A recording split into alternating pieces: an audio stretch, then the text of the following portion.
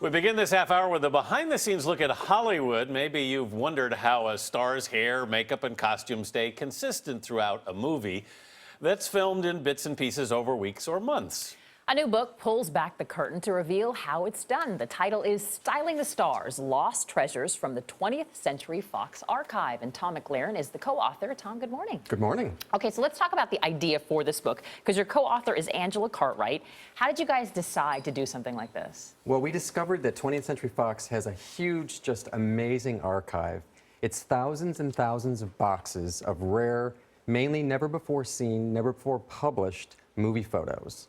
So Angela and I went to the archive. We went down there. It's an underground facility, and we did our research. We're literally blowing the dust off these old boxes. We would put on these white protective gloves because we're touching very rare, very delicate negatives. There's Clark Gable. And it's just amazing treasure after treasure. That's what we found. I cannot imagine. It must have been like, wow, wow, wow, as you push back each Oh, I negative. had what I call goosebump moments. Yeah. You'd find these amazing pictures, and they're just so beautiful.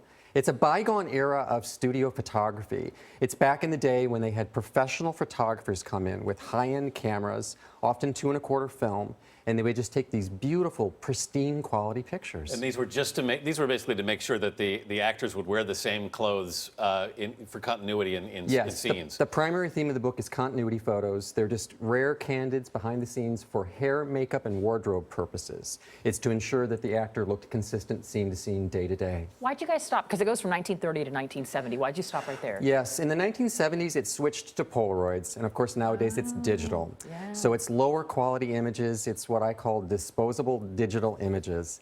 They're just not up to the standards of what we saw back in the golden era. Let's go through some of your favorites here. First up, you discovered continuity shots from the 1963 epic film Cleopatra, starring Elizabeth Taylor, of course, and Richard Burton. What did you find interesting about these pictures? Well, remember, these are candid moments. So when you're looking at Elizabeth Taylor, she looks so nonchalant. This is just a mundane part of an actor's job, to be photographed for the wardrobe department before you step in front of the camera to act. It's so beautiful, too. Like you said, professional photographers, it just makes all the difference in the sharpness of the image. Oh, yes, yes. And I love this image. Look at this. Joan Collins screen tested for Cleopatra before the role went to Elizabeth Taylor. Wow. That's a beautiful picture of her. So all morning long, I've been singing The Sound of Music to Anthony's displeasure.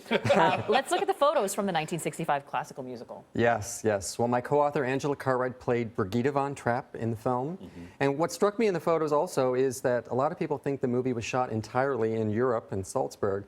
And no, it was actually shot partially on the Fox lot in Los Angeles, as these photos show. The great Christopher Plummer.